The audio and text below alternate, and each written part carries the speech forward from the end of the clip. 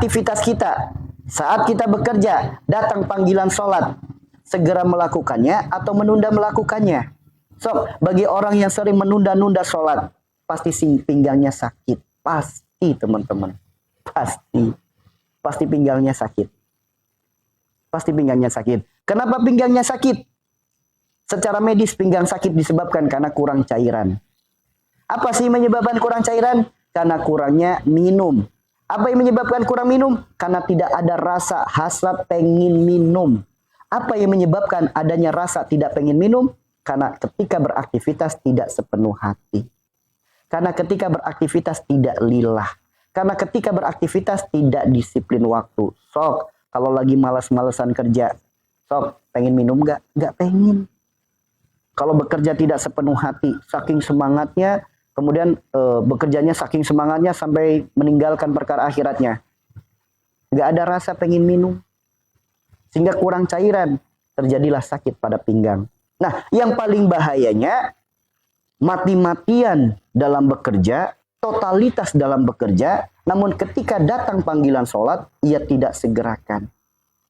Yuk, sungguh-sungguh dalam dunia, namun tidak sungguh-sungguh dalam perkara akhirat, pasti akan muncul saraf kejepit. Pasti akan muncul saraf kejepit. Waalaikumsalam, Ustaz. Pasti akan muncul saraf kejepit. Kenapa saraf kejepit? Tidak ada sejarahnya saraf kejepit dalam keadaan ibadah. Nggak ada. Saraf kejepit pasti disebabkan karena aktivitas dunia. Baik itu lagi dorong barang, ngangkat barang, jatuh, dan lain sebagainya. Kenapa bisa terjadi saraf kejepit? Dalam kitab Thariqus Syifa, saraf kejepit itu disebabkan karena teguran bagi orang-orang yang sombong. Kenapa orang itu sombong? Karena dia merasa dengan dia kerja keras akan datang rizki, akan datang upah, akan datang bayaran. Namun ia lupa siapa pemberi rizki. Sehingga mati-matian bekerja pagi, siang, sore, malam. Namun sholat ditinggalkan. Maka orang yang sering meninggalkan sholat akan muncul saraf kejepit. So, kalau nggak percaya, ada nggak di sini satu orang saja yang saraf kejepit, bukan gara-gara meninggalkan sholat? Nggak ada. Terkait sakit saraf kejepitnya gara-gara ngangkat barang, dorong barang, itu hanya wasilah, perantara saja. Lalu bagaimana jalan sembuhnya? Sederhana teman-teman, kembali. Yuk, tertulis dalam sebuah buku, Mukjizat Gerakan Sholat. Dengan benar gerakan rukunya saja, saraf kejepit akan sembuh. Kenapa? Harusnya tulang itu membentuk huruf S. Namun ketika saraf kejepit, S-nya udah mulai berubah. Udah mulai condong ke depan. Tuh teman-teman. Kemudian, perbaiki juga rukunya, perbaiki sujudnya. Perbaiki. Karena ketika sujudnya benar, struktur jaringan tulang akan ketarik. Organ tubuh akan menekan ke bawah dengan kekuatan kolbu. Subhana rabbiyal a'la wa bihamdih. Dari kolbu kita, wujudnya adalah jantung. Jantung fungsinya memompa darah. Ketika darah itu dengan kekuatan subhana rabbil a'la wa bihamdi, maka darah itu akan mengalir kepada seluruh jaringan tubuh kita. Jika ada masalah pasti akan sembuh, termasuk saraf kejepit. Benar saja gerakan rukunya, itu bisa sembuh penyakitnya. Kemudian, yang ketiga, dengan cara apa? Terapi guling. Terapi guling itu apa? Tempelkan guling di pinggang, lalu tiduran, terlentang, tangan di atas ke atas, tangan diangkat ke atas. Lakukan rutin 10-15 menit tiap hari. Ya. Ya, itu seperti itu. Dari situlah datangnya penyakit saraf kejepit. Mau diurut, mau dipasang pen, mau dioperasi, mau dibekam, mau di apapun. Selagi dia belum bertobat dari dosa-dosa meninggalkan sholatnya, maka tidak akan sembuh teman-teman. Kenapa? Nggak mungkin genteng rusak terjadi bocor. Hanya sibuk cari ember, cari baskom, nggak mungkin sembuh. Oke? Kita harus perbaiki atapnya yang rusak. Penyakit penyebabnya adalah dosa. Gerbangnya dosa, sifat perilaku perbuatan. Selagi sifat perilaku perbuatannya belum diperbaiki, maka tidak akan mungkin penyakit itu sembuh. Itu ya teman-teman ya. Mohon pahami ya, kalau bicara sembuh itu ada dua, sembuh istidrot dan sembuh berkah. Sembuh berkah, sembuh yang diringi dengan keimanan ketaatan. Sembuh istidrot, sembuh yang malah bahasanya sembuh yang sudah dicampakkan oleh Allah. Ya. Itu penyakit saraf kejepit. Jadi mau diterapi apapun, mau berobat apapun, mau pasang pen, mau dioperasi, mau disedot sekalipun, ya hasilnya tidak akan maksimal. jika tidak diawali dari taubat atau memohon ampun kepada Allah gara-gara meninggalkan sholat. Makanya bertobat segera, bertobat. Saya nggak tahu, kalau saya ditanya obat, jawabannya Al-Quran surat Yunus ayat 57, Al-Quran surat An-Nahl ayat 69. Kalau saya ditanya obat, jawabannya Al-Quran, jawabannya madu. Di sini bukan mengajarkan apa obatnya, di sini mengajarkan perbaiki penyebabnya. Jadi jangan sampai teman-teman, jangan sampai kayak gini loh. Ya, renungkan dulu. Tubuh kita ibarat kata rumah. Di dalam rumah kita ada segumpal daging. Segumpal daging itu dibiarkan. Lama-kelamaan daging itu akan bau, akan busuk, akan jadi bangkai. Ketika daging itu bau, kira-kira datang lalat enggak? Akan datang lalat. Kalau kita hanya sibuk ngusir lalatnya, sedangkan bangkainya masih ada, kira-kira lalat itu akan kembali lagi enggak? Andaikan kita hanya sibuk ngusir lalat, kemudian dipagerin pintunya, dipagerin jendelanya, kira-kira ketika bangkainya masih ada, lalatnya masuk lagi enggak? Pasti masuk lagi, teman-teman. Itulah penyakit, kalau hanya sebatas ngilangin sakitnya, hanya sebatas ngusir penyakitnya, selagi penyebabnya belum diperbaiki, tidak akan pernah sembuh, teman-teman. Maka tugas kita itu apa? Ambil bangkainya, kubur bangkainya, bersihkan bekasnya, wangikan bekasnya, atas izin Allah. Lalat itu akan pergi dengan sendirinya. Begitupun penyakit. Kalau hanya sibuk cari obat, sibuk ikhtiar, sedangkan penyebabnya tidak diperbaiki, hanya akan buang waktu, buang tenaga, buang pikiran, buang biaya. Tuh teman-teman. Hanya akan buang waktu, buang tenaga, buang pikiran, buang biaya. Kalau sakit hanya sebatas cari obat, sakit hanya sebatas ikhtiar, sedangkan penyebabnya nggak diperbaiki, dah. Terapi guling itu tiduran. Tiduran di lantai, bukan di kasur. Tiduran di lantai. Ya, seperti itu ya teman-teman ya. Kalau asam lambung, banyak nggak di sini yang terkena asam lambung?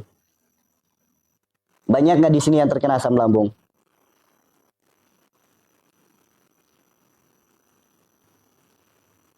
Bentar. Di sini banyak nggak yang terkena asam lambung? Ada nggak yang terkena penyakit asam lambung?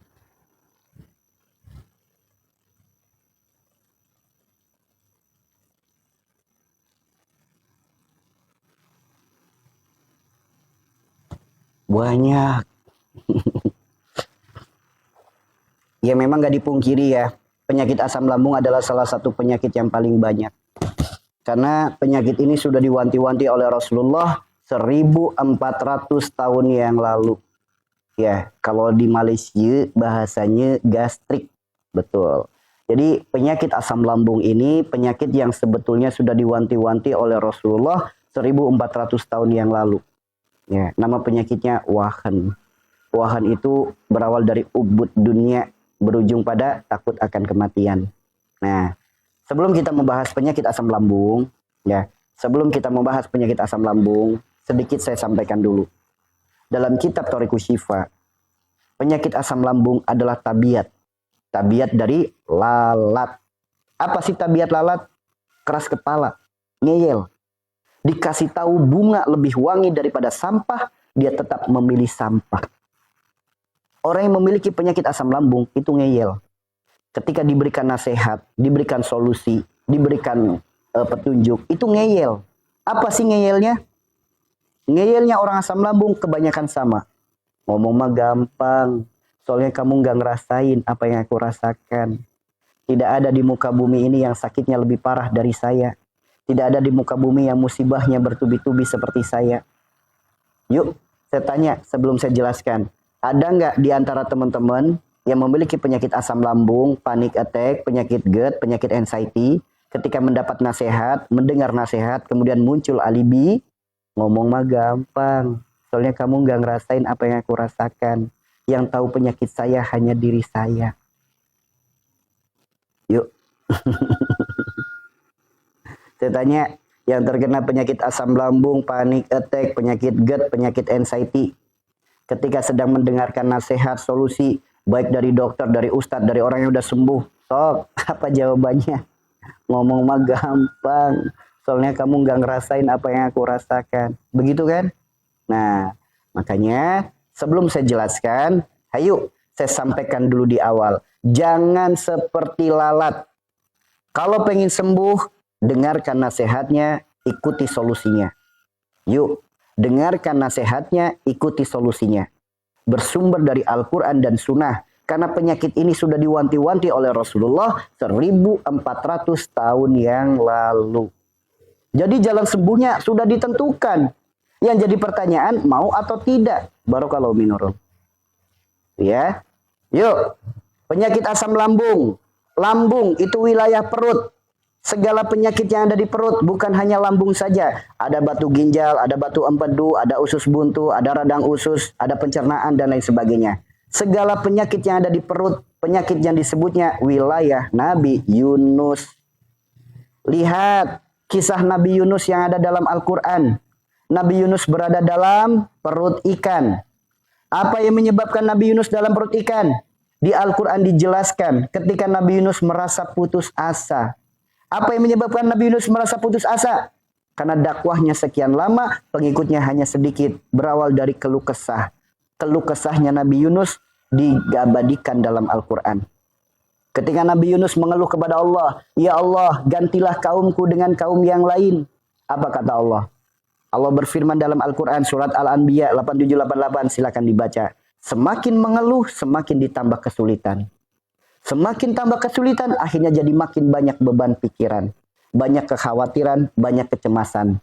Karena ketakutan, akhirnya Nabi Yunus meninggalkan kaumnya. Singkat cerita, dimakan oleh ikan, berada dalam perut ikan. Ketika berada dalam perut ikan, Nabi Yunus disebutkan dalam Al-Quran berada dalam alam kegelapan. Sekarang, saya tanya kepada teman-teman yang terkena penyakit asam lambung, panic attack, anxiety, penyakit GERD. Sedang mengalami masa putus asa enggak teman-teman? Putus asa dengan hidup, putus asa dengan penyakit. Seakan-akan apa? Capek dengan penyakitnya. Udah ikhtiar ke sana kemari, tidak ada hasilnya. Bahkan mengalami alam kegelapan, sebagaimana gelapnya Nabi Yunus di dalam perut ikan. Gelap hidupnya, masalah terus datang silih berganti, ujian terus bertubi-tubi. Sedang mengalami itu enggak? Dari mana datangnya masalah itu? Banyak dialami oleh orang yang baru menikah. Banyak. Karena di saat dia jadi anak, segala kebutuhan dipenuhi oleh orang tuanya. Begitu sudah menikah, dia memikirkannya sendiri. Takut nggak punya makan, takut nggak punya uang, takut ditinggalin pasangan. Ketakutan berlebih. Banyak pengantin baru terkena penyakit ini. Banyak orang yang baru punya anak terkena penyakit ini. Banyak orang yang baru ditinggalkan. Baik karena kematian maupun karena diselingkuhin, karena disakitin, karena dikecewakan. Terjadi penyakit seperti ini. Kenapa? Ketika masalah terus datang bertubi-tubi. Ujian terus datang silih berganti. Akan muncul rasa putus asa. Dari putus asa akhirnya menjadikan apa? Keluh kesah. Dari keluh kesah akhirnya jadi beban pikiran, kekhawatiran, kecemasan. Oh. Apa yang dilakukan Nabi Yunus ketika dalam perut ikan? Nabi Yunus beristighfar. Bahkan istighfarnya diabadikan dalam Al-Quran. Apa istighfarnya? La ilaha illa anta subhanaka inni kuntu minaz zalimin. Memohon ampun kepada Allah karena telah zolim pada diri sendiri. Bagaimana tidak zolim? Orang ketika lagi banyak pikiran, banyak masalah, banyak kekhawatiran, banyak kecemasan, banyak ketakutan. Makan tidak enak, tidur tidak nyenyak. Makan jadi tidak teratur. Akhirnya apa? Muncul gejala asam lambung. Panas perih di ulu hati, sampai ke dada, sampai ke kerongkongan. Tidur gelisah, karena setiap tidur berasa kayak pengen batuk. Tidur gelisah karena perut nggak enak. Bantal harus tinggi. Kemudian masalah belum aja selesai. Datang lagi masalah baru lagi. Banyak lagi beban pikiran. Akhirnya apa? Lambungnya membengkak disebabkan karena zat asam yang terus naik. Karena pikiran gak pernah istirahat. Lambungnya sakit jadi penyakit asam lambung. Lambung kayak diperes-peres. Lambung kayak diiris-iris. Lambung kayak disayat-sayat. Sakitnya luar biasa. Belum sembuh penyakitnya. Datang masalah hidup lagi yang baru. Sehingga apa? Pikiran makin banyak, asam lambung makin naik, sehingga lambung itu membengkak. Membengkaknya lambung mengganggu ruang gerak jantung. Secara medis namanya penyakit GERD. Jantungnya terganggu, lambung yang membengkak. Jantung terganggu lambung, terjadi sakit di dada sebelah kiri, ke ulu hati, sampai tembus ke belikat. Saya tanya, yang terkena penyakit GERD, sakit nggak dada sebelah kiri? Sakit nggak ulu hatinya? Sakit nggak belikatnya? Jantung disebut kolbu. Kolbu disebut hati. Orang ketika jantungnya terganggu, hatinya pun ikut terganggu. Jantung berdebar-debar, hatinya gelisah. Hatinya selalu gelisah, selalu merasa tidak betah. Datang pagi gelisah, datang siang gelisah, datang malam gelisah. Dari kegelisahan itu akhirnya muncul ketakutan-ketakutan yang disebut panic attack. Muncul ketakutan, datang pagi takut, datang siang merana, datang malam menderita, datang pagi lagi mencekam. Mengalami itu enggak? Bahkan ketakutannya sampai di luar logika. Mendengar suara burung saja takut. Mendengar detak jarum jam saja takut. Mendengar suara ambulan aja takut. Apalagi kalau mendengar berita kematian. Inna lillahi wa inna ilaihi rojiun. Badan langsung gemetar. Keluar keringat dingin. Kaki langsung deletek. Kayak mau pingsan. Kayak mau ambruk. Ada yang lagi ngalamin ini? Barakallah Ibu Hamidah. Barakallah. Ya. Langsung gemetar. Ketakutan yang terus menghantui. Apapun ditakuti. Dengar orang ketawa takut. Lihat banyak orang takut. Ketemu banyak orang takut. Mau keluar rumah takut. Alamin itu enggak? Ini penyakit udah diwanti-wanti oleh Rasulullah. Disebutnya dalam kitab, penyakitnya disebabkan karena lemahnya iman. Ya. Ketakutan. Bahkan saking takutnya, suaminya kerja di telepon. Ayah, pulang. Sayang, pulang. Suami kerja di telepon suruh pulang. Besok suami kerja lagi, telepon lagi suruh pulang. Karena suami sering izin saat bekerja, akhirnya dikeluarkan dari tempat kerja. Masalah makin banyak, penyakit makin parah. Ada yang ngalamin itu? Bahkan ketakutannya berlebih.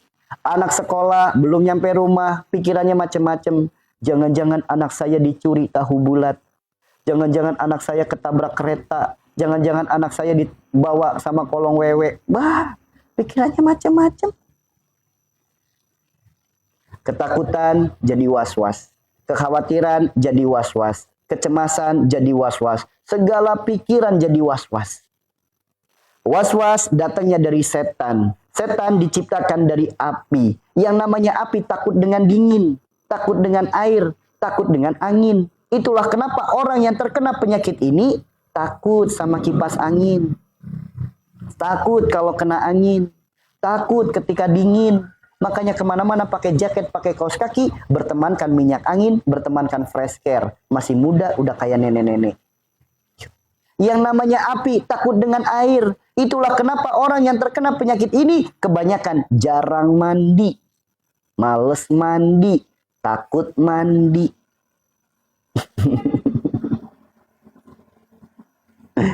Ya. Teman-teman, ngalamin itu kan? Ngalamin itu kan? Ya. Ya. Rasulullah bersabda, kebersihan sebagian daripada iman. Orang yang jarang mandi tanda lemahnya iman.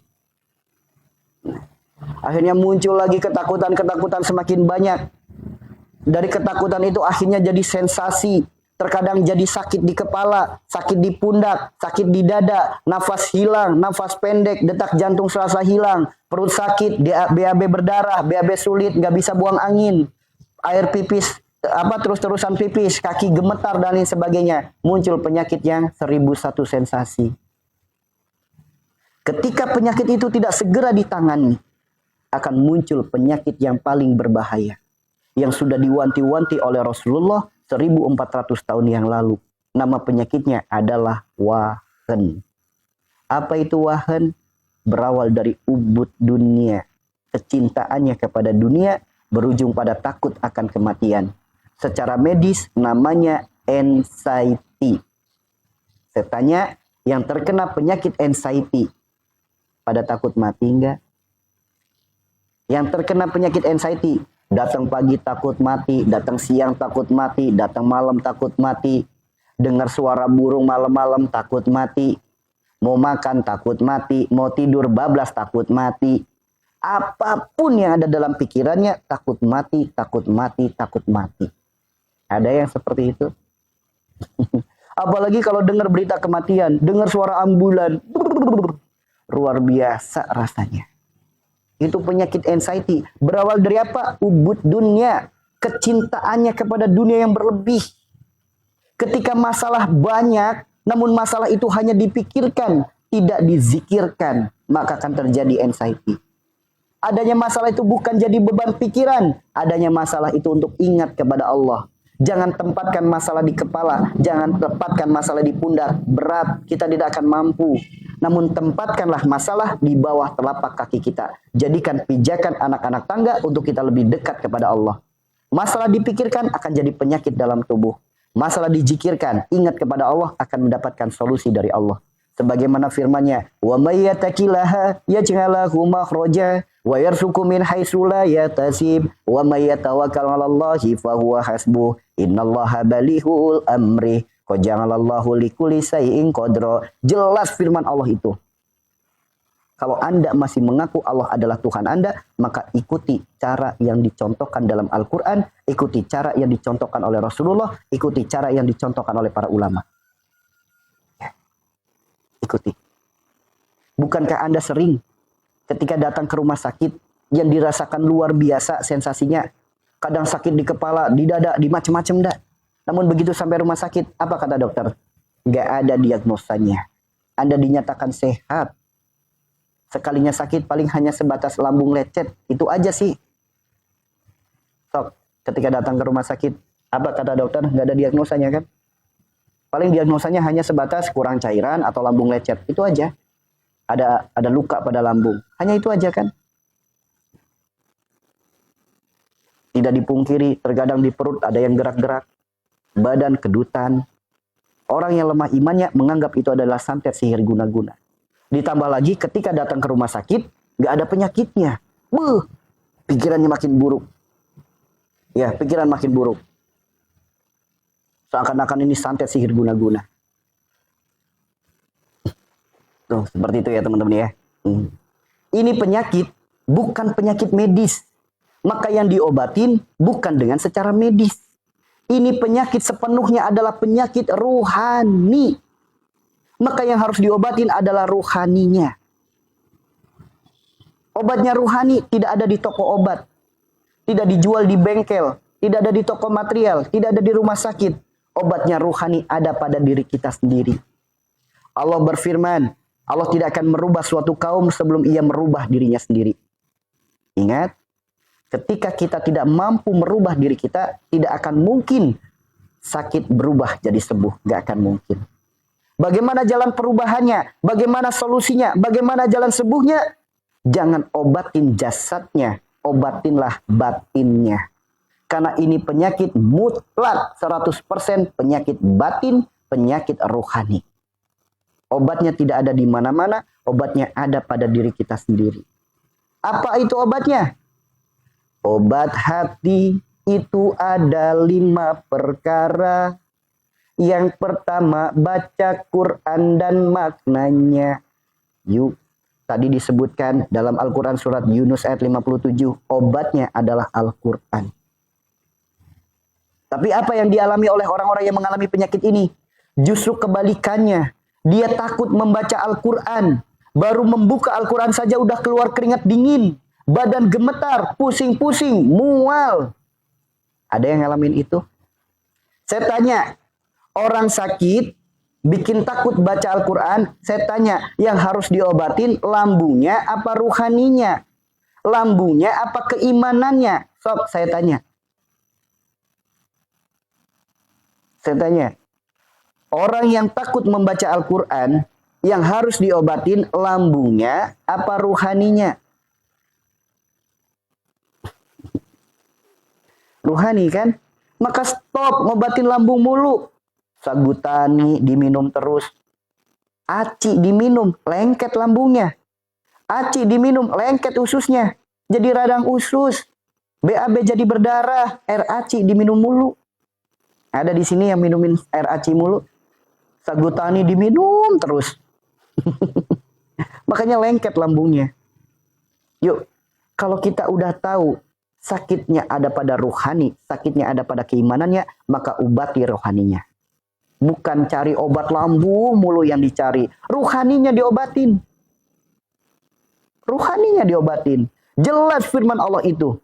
Ya ayuhan nas, qad ja'atkum mau'idhatum mir rabbikum wa syifaa'un lima fis sudur wa huda wa rahmatul lil mu'minin. Kan jelas. Bukan kata saya, kata Allah pencipta kita. Rabb yang maha menghidupkan kita. Yang maha menyembuhkan penyakit kita. Wa idza maritu fahuwa yasfin. Kenapa petunjuk dari Allah tidak Anda taati? Justru Anda sepelekan. Kenapa? Sadar saudaraku, ini ruhani yang sakit. Bukan lambungnya yang sakit. Lambung hanya efek daripada penyakit ruhani. Penyakit 40 hari diobatin gak sembuh-sembuh. Mutlak penyakit itu disebabkan karena ruhaninya. Bukankah kita sering mendengar sehat lahir batin? Sehat batin tuh kayak gimana? Adanya sehat lahir batin berarti ada sakit lahir batin. Sakitnya batin kayak gimana? Selama ini pernah nggak ngobatin batin, nyehatin batin? Kan kebanyakan kita hanya fokus di lahirnya saja. Hanya menyehatkan tubuh, hanya menyembuhkan tubuh. Perkara batin jarang disembuhkan, jarang diobati. Tuh. Ya, baca Al-Quran. Itulah kenapa perintah Allah, ya ayuhan nas, wahai manusia. Kenapa bukan ya ayyuhalladzina amanu? Karena bagi orang yang beriman, ketika sakit mendapatkan petunjuk suruh baca Al-Quran, bagi orang beriman pasti 1000% langsung percaya. Pasti langsung taat. Namun tidak kepada semua manusia. Ketika sakit disuruh baca Al-Quran, orang yang tidak memiliki iman, dia tidak akan pernah percaya. Yuk, sekarang Anda mengaku beriman tidak? Adakah iman dalam hati? Ketika dapat solusi, bacalah Al-Quran, maka bacalah jika Anda punya iman. Itulah petunjuk dari Tuhan Anda sendiri. Ini Al-Quran bukannya dibaca, Al-Quran cuma ditempelin di atas kepala, ditempelin di bantal, buat teman tidur katanya. Al-Quran itu dibuka, dibaca, bukan ditempelin di telinga. Dah. Ya. Yang kedua, sholat malam dirikanlah. Yuk, orang yang terkena penyakit ini, apa kabar? Suruh sholat malam, berani nggak? Takut.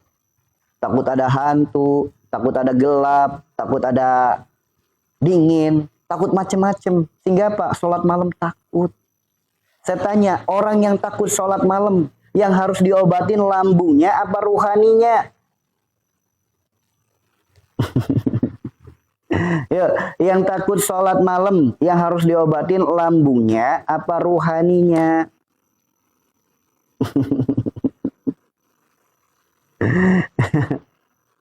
Ya, yang diobatin lambungnya mulu, rohaninya nggak pernah diobatin, gimana mau sembuh? Padahal apa? Allah turun ke langit bumi di sepertiga malam. Siapa yang meminta ampunan Allah ampuni, siapa yang meminta Allah beri, siapa yang memohon Allah kabulkan. Suruh sholat malam takut, yang diobatin lambung. Takut sholat malam, yang diobatin lambungnya. Nggak nyambung. Jaka sembung, bawa golok. Nggak nyambung. Nah, ya, sholat malam. Menangislah yang lirih dalam keheningan malam. Bermunajatlah, bersujudlah, bersimpuhlah. Akui dosa-dosa kita. Ya Allah, ampuni dosa-dosa hamba ya Allah. Ampuni segala dosa penyebab penyakit ini ya Allah. Hamba sadar, hidup diri hamba berlumuran dengan dosa. Dosa ini lebih besar daripada luasnya lautan, samudra, gunung, bumi ini ya Allah. Namun hamba yakin ya Allah, ampunanmu jauh lebih besar daripada itu semua ya Allah. Engkaulah Rabb yang maha menyembuhkan. Hamba mohon ya Allah, karuniakanlah sembuh pada diri hamba. Sehingga hamba tidak bergantung kepada siapapun, melainkan hanya kepadamu ya Allah. Bimbinglah diri hamba, bimbing langkah kaki hamba untuk mendapatkan sembuh yang berkah, sembuh yang kau ridhoi, sembuh yang melahirkan ketaatan hamba kepadamu. Sok, minta kayak gitu. Minta, bangun sepertiga malam, minta kayak gitu. Kan janji Allah, siapa yang bertobat, Allah ampuni. Siapa yang meminta, Allah beri. Siapa yang memohon, Allah kabulkan. Allah sudah berjanji, maka ayo jemput janji Allah. Bangun sepertiga malam, bangun. Menangis yang lirih dalam keheningan malam. Cukup alam semesta yang menjadi saksinya. Ya. Yang ketiga, berkumpul dengan orang-orang soleh. Yuk saya tanya, orang yang terkena penyakit anxiety, penyakit asam lambung, penyakit GERD, suruh berkumpul dengan banyak orang, takut nggak? Orang anxiety suruh datang ke taklim, suruh datang ke pengajian, mana berani, mana mau. Kenapa? Minder, gemetar, keringat dingin, pingsan. Yuk, orang yang terkena penyakit ini suruh datang ke taklim, mau nggak? Nggak mau kan? Takut kan? Saya tanya, orang yang takut datang ke pengajian, yang harus diobatin lambungnya apa ruhaninya? Lambungnya apa imannya? Kenapa lambung mulu yang diobatin? Takut ketemu orang itu bukan lambung yang sakit, ruhani yang sakit. Mentalnya yang sakit, keimanannya yang sakit. Ruhaninya yang sakit. Takut ada komentar, ibu kok sekarang kurusan? Yuk, apa kabar ketika ada komentar seperti itu? Menderita di dalam kamar. Seakan-akan hidup ini sudah berakhir. Ketika ada yang berkomentar, ibu kok sekarang kurusan? Sedihnya luar biasa. Ya.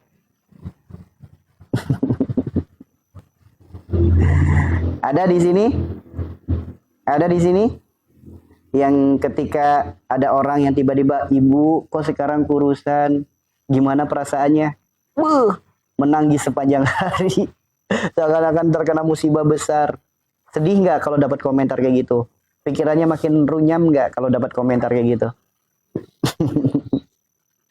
Maka berkumpul dengan orang-orang soleh. Maka stop, keluar dari grup-grup anxiety. Apapun nama grupnya di sosial media manapun, keluar dari grup anxiety, keluar dari grup asam lambung, dari grup panic attack, keluar. Kenapa? Rasulullah bersabda, jika engkau mendengar rintihan keledai, tutuplah telingamu, perbanyaklah istighfar. Namun jika engkau mendengar suara ayam berkokok, maka bermunajatlah, perbanyaklah doa. Ketika sok yang bergabung di grup anxiety, yang punya grup asam lambung, isinya apa di dalamnya? Rintihan keledai semua. Keledai adalah simbol kebodohan, rintihan adalah keluh kesah. Isinya orang ngeluh semuanya. Ngeluh itu akan nular. Ngeluh itu akan jadi alibi. Seakan-akan membenarkan kesalahan kita. Tuh teman-teman. Tuh. Makanya keluar dari grup-grup anxiety. Keluar dari grup-grup sosial media apapun tentang anxiety, asam lambung, panic attack. Keluar. Karena isinya hanya orang mengeluh semuanya. Malam-malam sepertiga malam bukannya tahajud, update status. Kambuh di jam yang salah. Keluar ya. Jangan masuk di grup itu. Jangan. Kenapa? Isinya hanya orang ngeluh semuanya. Sekalinya ada muncul seakan-akan nasihat, ujung-ujungnya jualan obat. Tuh. Ya. Seperti itu ya teman-teman ya. Dalam ya. Seperti itu. Jadi keluar dari grup-grup itu, keluar. Yang keempat, puasa. Orang yang terkena penyakit ini disuruh puasa. Dah, mana berani. Gimana mau puasa? Telat makan dikit saja asam lambung saya kambuh. Kata dokter saya nggak boleh puasa. Setiap 3 jam harus ada makanan masuk. Kayak gitu nggak? Pindah ke legok sekarang. Pindah ke legok. Ya. Yeah. Itu enggak teman-teman? Yeah. Ketika disuruh puasa pada takut puasa. Disuruh puasa pada takut puasa. Yeah.